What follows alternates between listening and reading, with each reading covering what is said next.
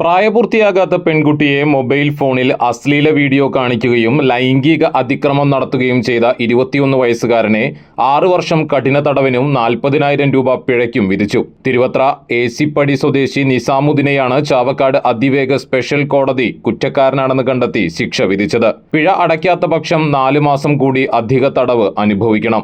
പിഴത്തുക അടയ്ക്കുന്ന പക്ഷം അതിജീവിതയ്ക്ക് നൽകാനും ഉത്തരവായി.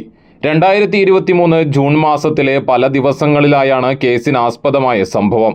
ചാവക്കാട് പോലീസ് സ്റ്റേഷനിലെ SCPO അനിത കുട്ടിയുടെ മൊഴി രേഖപ്പെടുത്തി ഹാജരാക്കിയതിന്റെ അടിസ്ഥാനത്തിൽ SI Bibin B Nair FIR register ചെയ്ത് ആദ്യാന്വേഷണം നടത്തി.